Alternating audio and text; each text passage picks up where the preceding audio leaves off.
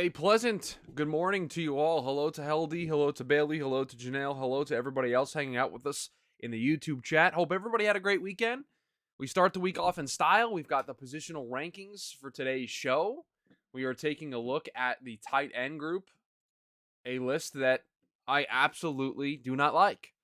I did it yesterday, 1 through 32, slept on it, thought about some things I wanted to reconsider, thought about some things I wanted to shuffle around, made a couple of small tweaks this morning, but some question marks I think still in this list. And I think this just goes to show the overhaul that the tight end position group needs in the National Football League. Bailey says feels like there are so many rooms that are mid in this show.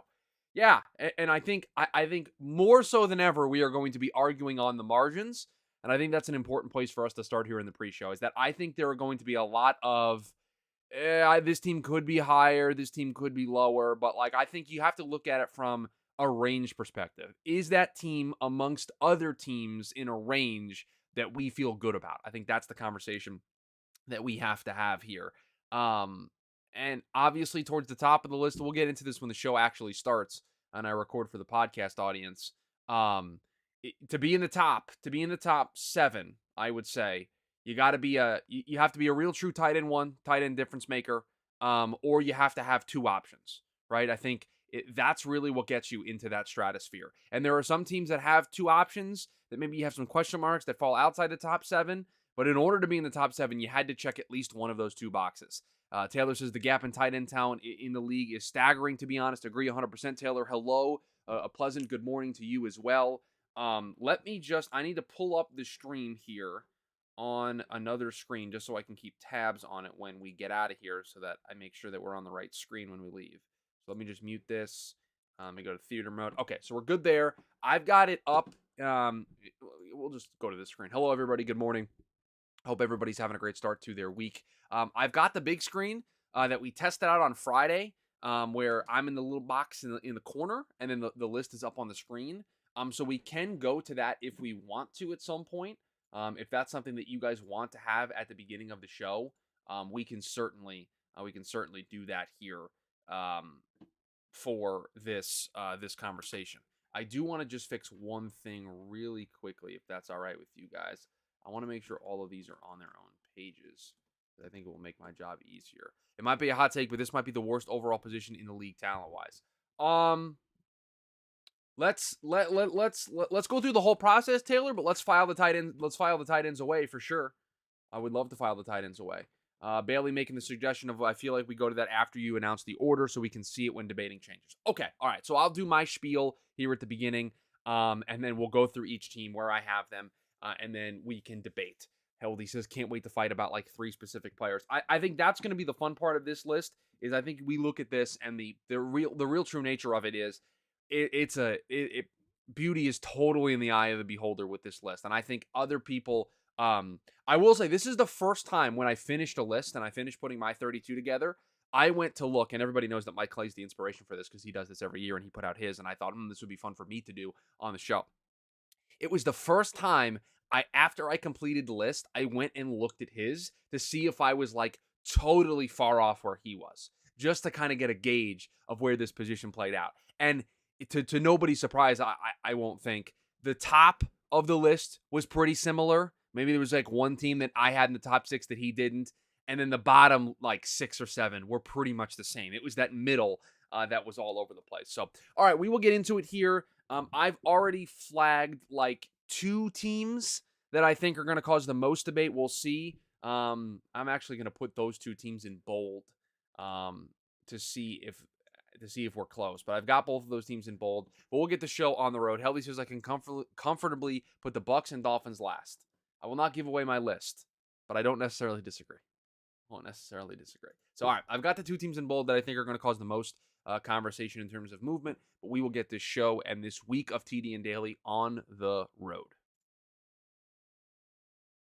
And welcome into the Monday edition of the TDN Daily podcast. Chris Schubert back with you here once again on the show. Hope everybody had a great weekend. Welcome back in another fun week of TDN Daily shows here for you. And we kick off this week by diving right back into our positional rankings. If you are just joining us this week and you maybe missed some of the stuff we did last week. We are doing positional rankings 1 through 32, looking at all of these teams' rooms at specific positions and ranking them accordingly. So far, we've done quarterback, we've done running back, and we have done wide receiver. We stay on the offensive side of the ball, and we will get into the tight ends today on the show. And then one more offensive group for us to go, the offensive linemen, and then we will transition over to the defensive side of the ball. And an interesting list for us to discuss here today. Put the list together yesterday, had a nice chance to sleep on it, made some small tweaks this morning to the list, and I think the overall takeaway that I have before we dive into the nitty-gritty and go through 1 through 32 is that there is a clear divide, I think, in tight end town. I think you find yourself in the group of you've got a top tier option and you should be a slam dunk top 10 team on this list just on that fact alone. You're a team that either has 1 to 2 solid to above average options. Maybe you don't crack that elite tier yet, or you've got a really high upside rookie. And then there's the bottom half of the group, I think, in which you have a decent option. You might have an okay depth piece, but overall, I don't think you're going to crack any top 12 lists or top 16 lists just on your individual tight end one alone. That kind of pushes you towards the back. And so I'm ready for the debate. I'm ready for the conversation. And hopefully my methodology that I laid out for you in the beginning makes a little bit of sense as we go through this. But for me, if you were going to get into the top 10, you had to check one of two boxes. You either had to have a slam dunk tight end one that everybody would have immediately if they did a 1 through 12 list and they just ranked best tight ends in the league 1 through 12. If you had a guy that was on that list, I think at this position, the weight that I wanted to give to that pushes you into the top 10. If you had one of those players, that automatically makes you eligible for the top 10. And then I think there's a conversation to be had of if you have two, I would say at worst, good options, right? With some higher upside, then you could also make this list. And I'm looking at this right now. I think there are three teams that checked that box where maybe they didn't have the slam dunk tight end one would immediately be on a top 12 list, but they had two options where you went, man, that group together is really, really good, and we wanted to give some weight to it. So without further ado, we will get into the 1 through 32. Again, my early prediction is I've already highlighted the two teams on my list here that I think are going to cause the most level of debate. But I also think a lot of this is going to be arguing on the margins. I don't know if there's going to be a scenario where I have a team so widely different from where the YouTube chat, where the listening audience at home feels as if we need to have a very major debate about it. But we will get into the list here without further ado, and we will start with the team that I put at number 1. And again, slam dunk, you got to have a tight end number 1 if you want to be on this list. And for me, when you have the best tight end in the league right now, guy that just won a Super Bowl, the Kansas City Chiefs with Travis Kelce have to be number 1. They've also got Noah Gray, who's been a very solid player for them. But at the end of the day, Travis Kelce being the best tight end in the league for me made it a slam dunk, no doubt. He's got to be number 1, and the Chiefs have to be number 1 in that regard. Number 2, I went with a group that, again, I think has a really, really, really good number 1, but a really high upside number 2, and I'm very, very excited to see what it looks like in this new offense that this team is going to be running this season. And this might be a little controversial to some people. I have the Baltimore Ravens with Mark Andrews and Isaiah Likely number 2 because I think they check both boxes. I think you have a really high-end tight end one. I think at worst, if you were ranking tight ends, you're probably talking about Mark Andrews as tight end 4 in lists. Maybe you'd make the case of him over Kyle Pitts, but then Isaiah Likely is a really, really good high upside option long term to work with Mark Andrews, and I'm excited to see what they look like in this offense. So going into the 2023 season, I think this it had to be a top 3 in my mind because of the upside with Isaiah Likely, and so for me, I put them number 2. And again, I think Andrews is a top 3 or 4 tight end option. So when you pair that with also having a really high upside backup option, I think that allows you to kind of go in front of some of the teams here at 3 and at 4. For me, there were 4 teams that I think needed to be represented in the top 4. Number 3 for me, again, this is unpopular probably because I'm going to have a tight end a little bit lower. But for me, I put the Atlanta Falcons number 3 with Kyle Pitts and Jonnu Smith. Jonnu Smith, who they go out and get this offseason via a trade with New England. What a high upside backup, right? What a high floor backup that you have in Jonnu Smith. We all know the difference maker that Kyle Pitts can be at the tight end position. Again, we didn't put him in the wide receiver conversation because, again, he's a true tight end. Taylor asked in the chat, do the Ravens still have Josh Oliver? No, he's on another team on this list that we will get to here in just a second as a backup. And for me, Kyle Pitts and Jonnu Smith, again, you got really 2 good options. Kyle Pitts, kind of a unicorn at the position. You can kind of use him all over the place. So for me, that was number 3. And then the other team that I think needed to be in the top 4, and again, if you wanted to flip-flop these two teams, I'd get it. But I needed to get George Kittle and the San Francisco 49ers into the top 4. Again, just based on George Kittle, again, he would easily be in that conversation when discussing one of the top tight ends in the league. I think, again, the floor for him on his own would be probably tight end 3 or tight end 4. The backup is Cameron Latu, a rookie who they drafted in this past year's draft class. So they don't have great high upside with the backups. That's what allowed me to kind of so easily put Baltimore and Atlanta in front of them because, again, you got really good number 1 options, but solid number 2 options. And then when I look at San Francisco, George Kittle, again, there was a certain floor that I wanted to hit where I would be punishing George Kittle on his own too much for number 4. So those are the top 4: Kansas City, Baltimore, Atlanta, and San Francisco. Number 5, I went with a higher upside team, right? I went with a team that maybe doesn't have a guy that would be on the top 12 list on his own, but you pair it with a guy that they took in the first round in this year's draft class. I put the Buffalo Bills with Dawson Knox and Dalton Kincaid. Again, they don't check the box of having a true tight end 1 that you would debate amongst the top tight ends in the league, but they've checked that other box of having 2 tight ends that I think have really high floors and can really be impactful in an offense. Number 6, we went with the New York Giants. Darren Waller, again, checking that box as tight end 1. And then Daniel Bellinger as a really solid backup was really, really good for them last year as one of their starting tight ends. But Darren Waller, a huge difference maker for them. And again, I think another one of those guys what we would discuss as a top 6, top 8 option at the position. I put them in at number 6. Heldy wants some respect for Dallas Goedert. It comes right here. The Philadelphia Eagles are number 7, Dallas Goedert and Jack Stoll. Again, I like Waller a little bit more than Goddard personally. But again, if you would factor in the injuries, I think some people would take Goddard over. But I like Bellinger more than I like Jack Stoll. And so for me, that was the difference. But these two teams are really, really close with how I ranked them. Again, I had them 6 and 7. At number 8, I went with a team that, again, does not have a tight end 1 option in terms of top tight ends in the league, but has 2 really high, I think, tight end 2s that when both are on the field are really difference makers. I put the New York Jets, number 8, with Tyler Conklin and CJ Uzoma.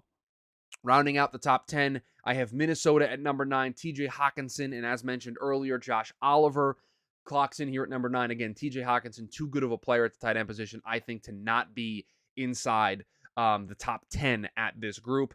Number 10 for me, the Cleveland Browns, David Njoku and Jordan Akins. Again, David Njoku checking that box of being an option that I think needed to be represented inside the top 10.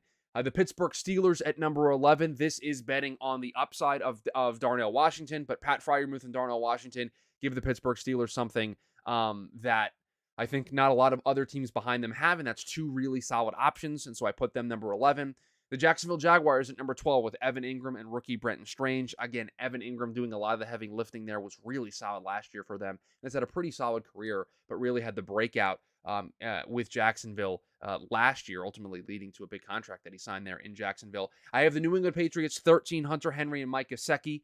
Again, a team that's going to have a pretty high floor because of the idea that they've got 2 solid options in Hunter Henry and Mike Gesicki. And I see something in the chat from Taylor here who says, I think Pittsburgh will finish the year higher.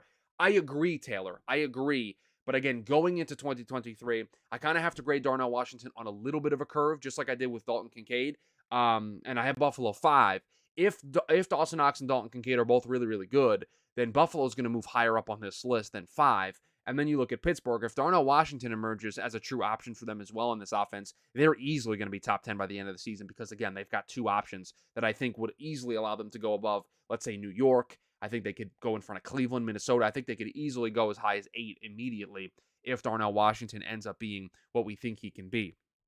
I've got Seattle at 14, Noah Fant, Will Dissly. Again, another team that I think has 2 solid options. And again, you've got 2 solid options. That allows you to go in this kind of middle bucket here, this middle tier, where I've got you. The Chicago Bears, Bailey, don't worry, they're in this list. They're a top 16 team this week for a position. 15 for the Chicago Bears, Cole Kmet and Robert Tonyan. Again, I think 2 solid options. Are they going to wow you with those options? No, but 2 solid options that can both play and play at a pretty decent level. Again, that puts you in a pretty decent list. Pretty decent tier, in my opinion. The Arizona Cardinals with Zach Ertz and Trey McBride at number 16. Zach Ertz, again, one of a premium tight end at this at the position. Maybe not the player he was 4 or 5 years ago. And Trey McBride's got a little bit of upside, so they're going to be 16 for me. But again, they are one of the 2 teams that I have kind of earmarked as maybe we can move them that I don't maybe necessarily love where I have them. The Los Angeles Chargers at 17, Gerald Everett and Donald Parham. Gerald Everett, just a really, really solid number one option. And again, this is where we start to get into the list kind of fades away a little bit. And I think you either have to hang your hat on a really good, I shouldn't say really good, a solid number one option that you feel good enough about, and you would take that number one option over another team's number one option, or maybe you have two tight ends. The Indianapolis Colts at number 18. Speaking of two tight ends, they've got Jelani Woods and Mo Alley Cox. But again, I don't think either of those guys really stand out as top-tier options that allow them to move up a little bit. And Heldy, reading my mind, says, can I start spreading Jelani Woods propaganda yet? I mean, you can. They're here at 18 on the list. I like Jelani Woods a lot. But again, I think the current floor for these guys is a little bit lower than where we have some of these other guys. Kylan Granson's a great name to invoke as well. So it's a pretty decent room. Again, we can have these conversations at the end when we go through the list if there's a team that we'd like to move, and Indy feels like a team that we may want to have a conversation about. The Carolina Panthers at 19. They've got Hayden Hurst. They've got Ian Thomas. For me, Hayden Hurst does quite a bit of the heavy lifting here for getting them 19th on this list. Was really solid last year in Cincinnati. Is a really good tight end one option. I didn't want Carolina to be outside the top 20, so I think Hayden Hurst is in that same tier as Pat Freiermuth and Evan Ingram and TJ Hawkinson, those guys that are hovering around the top 10. No, not really. And I think I like some of the other teams' combo rooms a little bit better than just Hayden Hurst on his own with Ian Thomas, so I put Carolina here at 19. This is a team that we need to figure out what we want to do with. I have the New Orleans Saints 20, Juwan Johnson and Taysom Hill. If we're evaluating just true tight ends, I feel really, really good about where I have the Saints at 20. If we're factoring that Taysom Hill is a weapon that they use all over the place, and we want to give them credence to that, then I think they have to move up a little bit because of the dynamic play that Taysom Hill brings to the table. But I don't know. 20 felt like the perfect spot for me to end up with them. Dallas at 21, Jake Ferguson and Luke Schoonmaker. This is a high upside room that I think by the time the year ends could be much, much higher up on the list for me. Jake Ferguson going to be the starter there. They drafted Luke Schoonmaker. He might take over at some point, but a group that I have a lot of faith in long-term, I think. So they're at 21 for me. Another room that I think's got long-term upside. The Las Vegas Raiders, Austin Hooper going to be the starter, but Michael Mayer also going to draw in there as well as a rookie. And that group clocks in at 22. The Houston Texans at 23. Can't wait to hear about how I have the Houston Texans too high, even though I have them 23rd in this list with Dalton Schultz and Tegan Quintanario as well in that group. Taylor B says, depends how much credence did you give Debo for his rushing ability in the wide receiver rankings. Not much. I evaluated him as a true wide receiver, and that they were lower on the list. Let's see exactly where I had them, but a great question about them. I had San Francisco 14th in terms of wide receivers. Again, if you take Debo as a weapon and not just as a wide receiver, they would be a little higher. But just looking at wide receiver rankings, I had them outside the top 10, and I had them at 14th on the list. We have the Los Angeles Rams at 24 with Tyler Higbee and Hunter Long. Higbee does a lot of the heavy lifting there. And this back half of this list, this is rough. These are teams that I don't know if they have even a number one option. The Washington Commanders with Logan Thomas and John Bates. The Cincinnati Bengals at 26, Irv Smith Jr. and Drew Sample. The Denver Broncos at 27, Greg Dulcich. They got Adam Trotman. Dulcich is a nice riser, but not enough for me in year one to have him crack this list. 28, the Green Bay Packers. Again, a team that's got upside, and I think by year's end would be much higher, but evaluate them going into the year. I think I had to put them pretty low with Luke Musgrave and Tucker Kraft. The Detroit Lions at 29, they got Sam Laporta and Brock Wright. The difference maker there is I would just take Musgrave and Kraft over Laporta and Brock Wright. That's the tiebreaker there. And the three worst tight end groups in the NFL, I've got the Tennessee Titans at 30, Chigo Okonkwo and Trayvon Wesco and Josh Wiley. And then it was mentioned in the pre-show, but I think it's pretty clear these were the two easy teams to put at the back of the list. The Tampa Bay Bucks at 31 with Cade Otton and Coke Haift, and then the Miami Dolphins at 32 with Durham Smythe and Tyler Kroft. I think the Miami Dolphins have the worst tight end room in all of football. So that's the list 1 through 32. This is where we turn the show over to the live YouTube chat. We have the debates on if there's a team that I got wrong, if there's a team that we want to go back and have a debate on. I would like to first try to pass a motion here at the beginning of the show. Can we lock in the top four? Can we lock in the top four? Kansas City, Baltimore, Atlanta, and San Francisco. And can we also lock in the bottom two, Tampa and Miami? Can we lock that section in?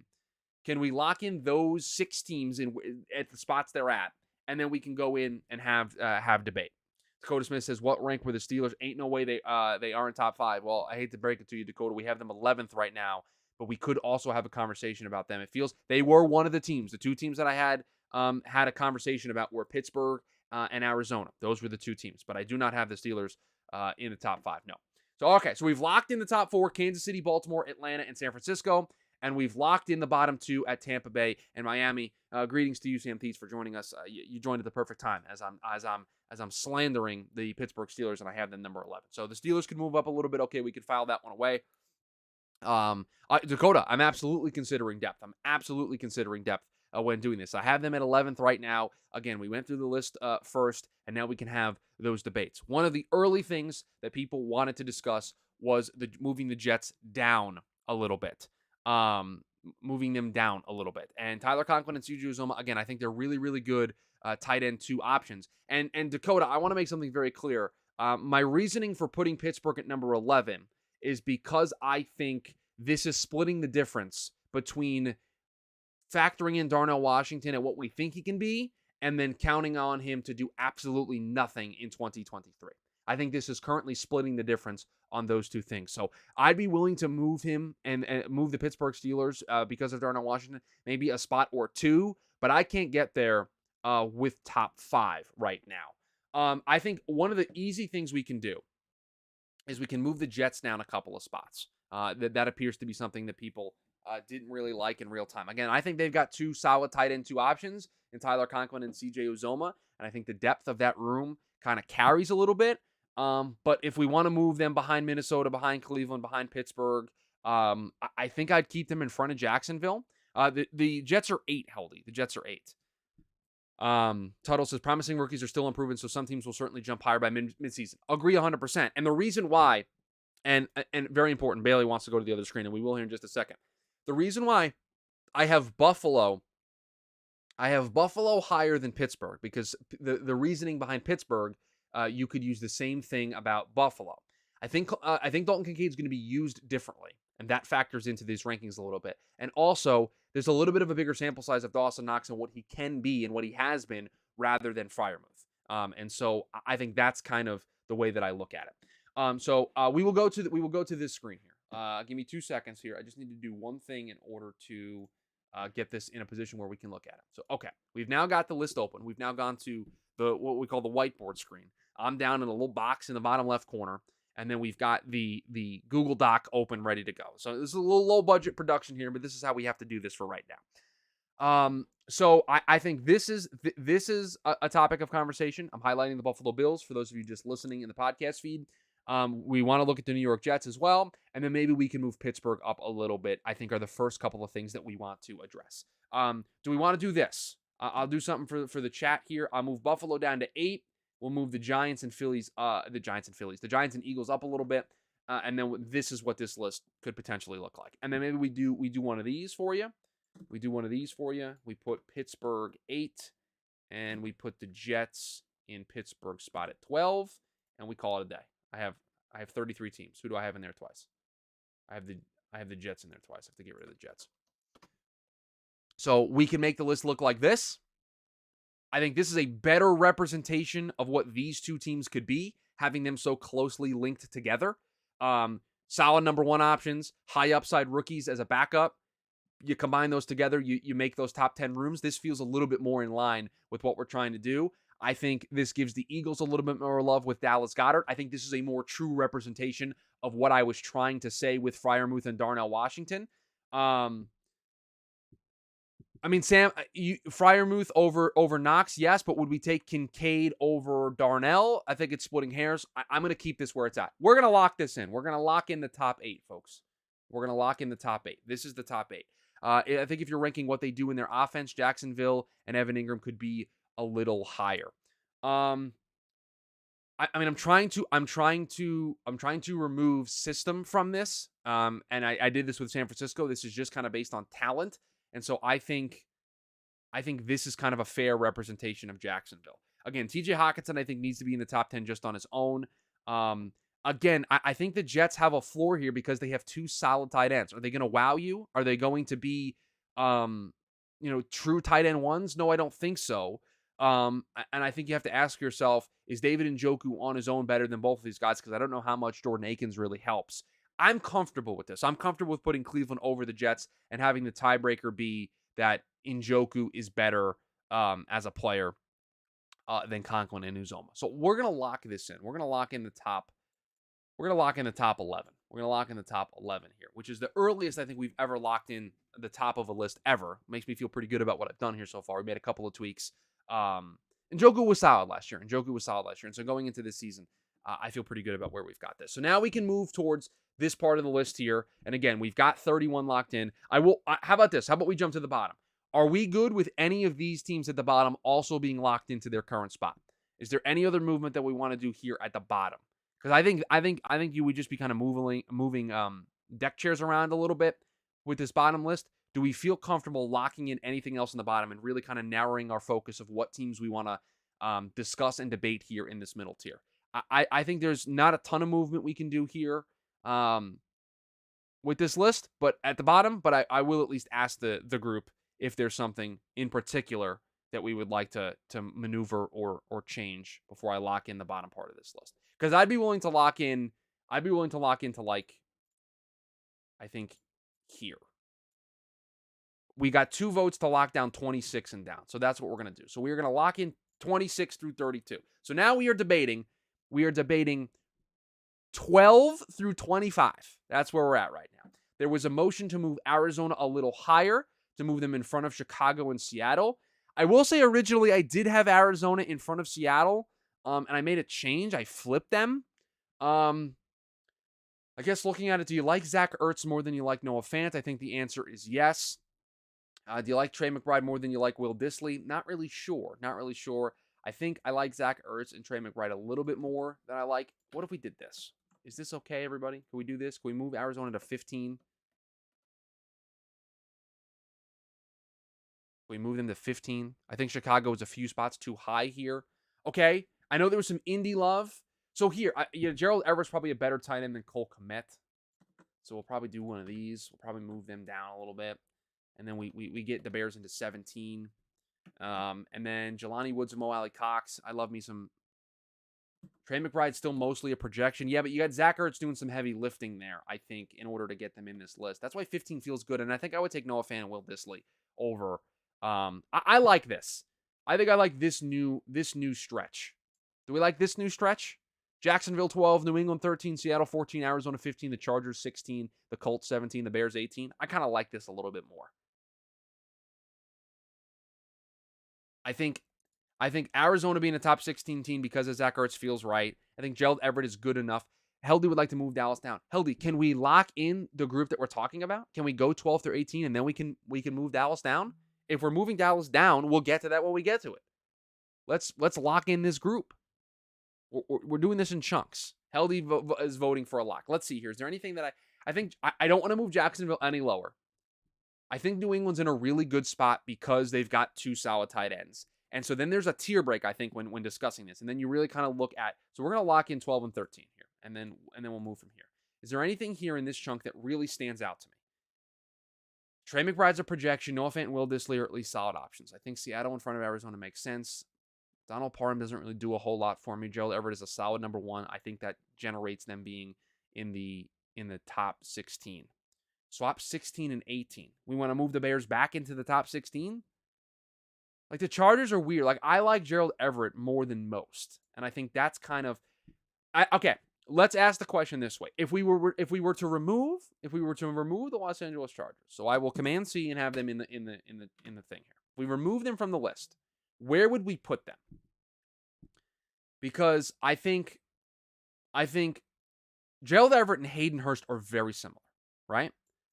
I think Gerald Everett is much better than Juwan Johnson. So I think the floor for them would be here. I think that would be the floor. I think putting the Chargers 20 would be the floor. And I think the ceiling is 16. I think this is the range that they would find themselves in. I have 33 teams right now currently, right? So I think, would I take Hayden Hurst or would I take Gerald Everett? And then I think it's close. And so would I take Parham or Ian Thomas? I'm just going to leave it like this. I don't like the Bears being where they are, though. I think the Bears are too high at 17 now that I look at this. Are we really saying we like Cole Kmet and Robert Tonyan more than we like Gerald Everett? Maybe that's what we're saying. Maybe that's what we're saying.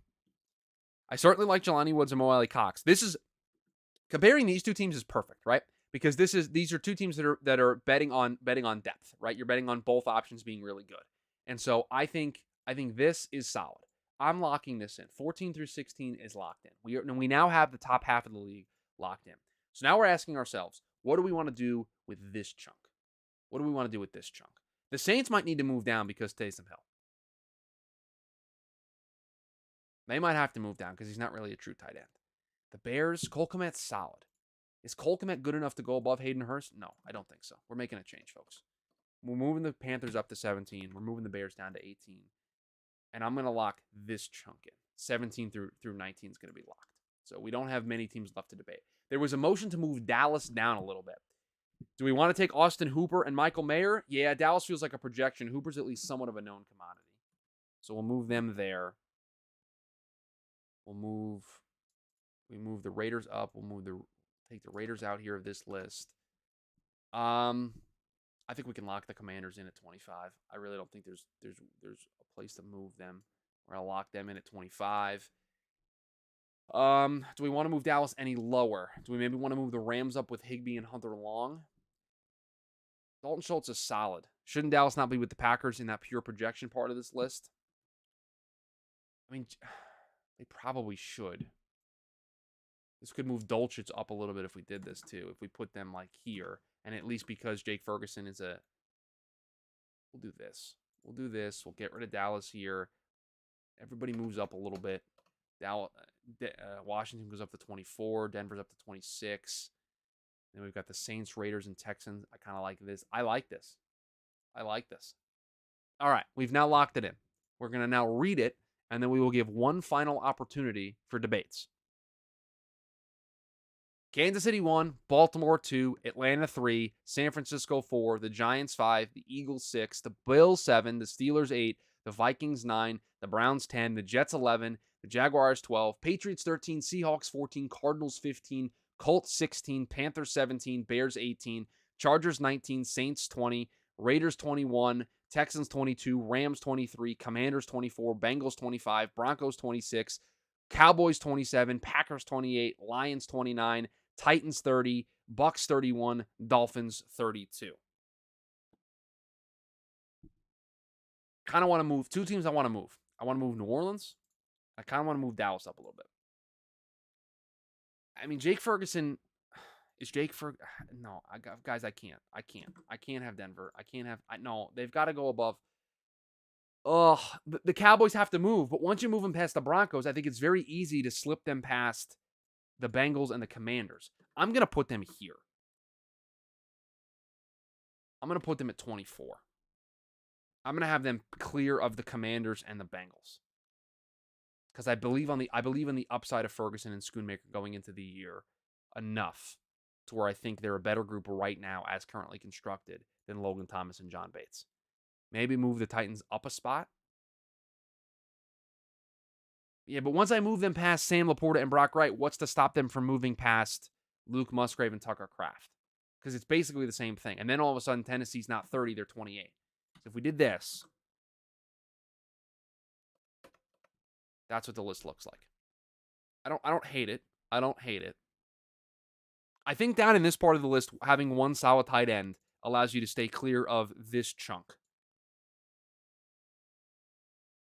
So I think Tennessee moving to 28 is fine. I want to move New Orleans. Swap Washington and Cincy.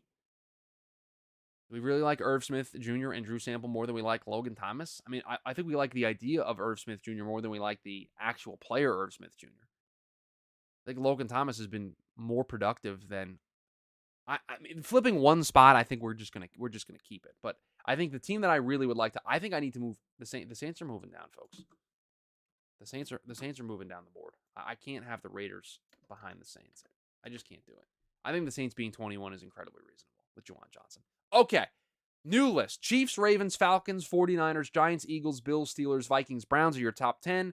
Then you've got the Jets, Jags, Patriots, Seahawks, Cardinals, Colts, Panthers, Bears, Chargers, Raiders taking us to 20. And then Saints, Texans, Rams, Cowboys, Commanders, Bengals, Broncos, Titans, Packers, Lions, Bucks, and Dolphins to close out this list. And that is your 2023 tight end positional rankings heading in to the 2023 season. And if any type of movement or activity changes between now and the beginning of the season, we will change the list accordingly. Appreciate everybody making this show a part of their day, rating, reviewing, subscribing to the podcast. We have a day off from positional rankings, but we're back on Wednesday with those with offensive line rankings. Need some time to go through those groups. And just the starting five is what we're looking at for those groups, and we will rank them accordingly based on that going into the 2023 season. So we've got that to look forward to on Wednesday. But please rate, review, subscribe to the podcast. Come on back and see us again tomorrow on the show. If you've done all those things, rate, review, subscribe. You can check us out on the YouTube side of things, Monday through Friday, 11 a.m. Eastern Standard Time. You get the pre-show, the live recording of the show, and the post-show, where sometimes we continue these debates into the post-show. If you've done all of that and you're joining us on the YouTube feed, please share the show with a friend. It would greatly help us.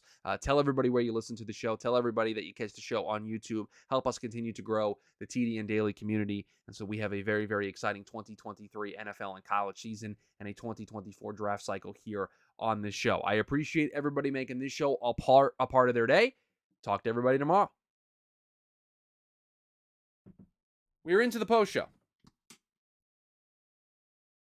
Hello, everybody. Welcome into the post show. I thought a pretty solid list. I thought we had less. I thought we had less egregious errors as we've had in recent lists where we've had to make major wholesale changes. I think we had a pretty solid group for today's show, and then we've got offensive linemen on Wednesday's show. Yeah, there were no Texans wide receivers in this list. It's true, Bailey. It's true. We didn't have a debate like that. They ended up being 24th, by the way. I just went back and looked at it. 24th was the Texans wide receiver group where we ranked them. This has been a lot of fun. I've been very much enjoying it, and I'm excited that we get to do offensive linemen next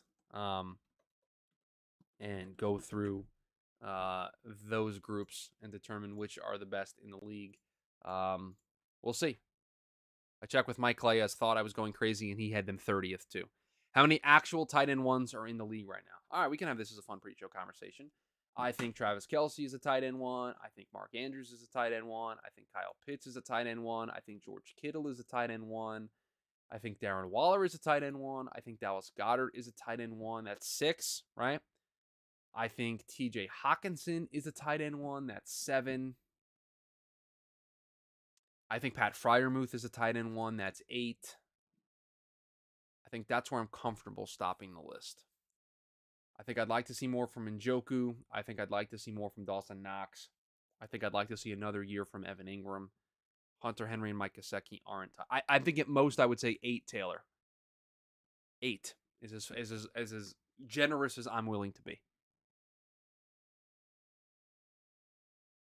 I think there's potential in some players to be tight end ones, but I think 8 is the number that I'm comfortable with.